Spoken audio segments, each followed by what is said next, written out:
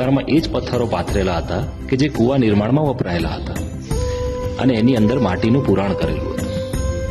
આજે આપણે આ જે મંદિર જોઈ રહ્યા છે એનાથી 3 ફૂટ નીચે એ માટી અને એ પથ્થરો હયાત છે, જેના પર ભક્તોની સુવિધા અને સુરક્ષા માટે ટ્રસ્ટ દ્વારા ભવ્ય મંદિરનું નિર્માણ કરવામાં આવ્યું છે.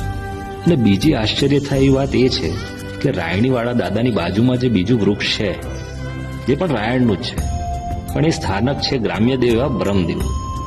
એટલે કે એક વૃક્ષમાં મહાબલી હનુમાન બિરાજે છે અને એની બાજુમાં આવેલા બીજા વૃક્ષમાં ગ્રામ્ય દેવ એવા બ્રહ્મદેવ બિરાજે છે. ગ્રામ્ય દેવનું સ્થાન તમે જોશો તો તરત ખબર પડશે કે આ ગ્રામ્ય દેવ પર બાહ્ય પરિબળની કોઈ અસર ના થાય એવી કુદરતી રીતે સુરક્ષિત છે. ધોધમાર વરસાદમાં આ બખોલની અંદર પાણીનું એક ટીપું સુદ્ધા પડતું નથી. અને આ સ્વયંભૂ મંદિરની સામે મંદિર ટ્રસ્ટ દ્વારા હનુમાનજીની સાથે સાથે આપણા સૌના પ્રિય એવા મર્યાદા પુરુષોત્તમ શ્રી રામનું મંદિર બનાવવામાં આવેલું છે, જેનું નિર્માણ આધુનિક શૈલીનું છે. શ્રાવણ માસના દર શનિવારે અહીં મેળો ભરાય છે તથા હનુમાન જયંતિ અને રામનવમીના દિવસે પણ અહીંયા મોટી સંખ્યામાં ભક્તો આવે છે.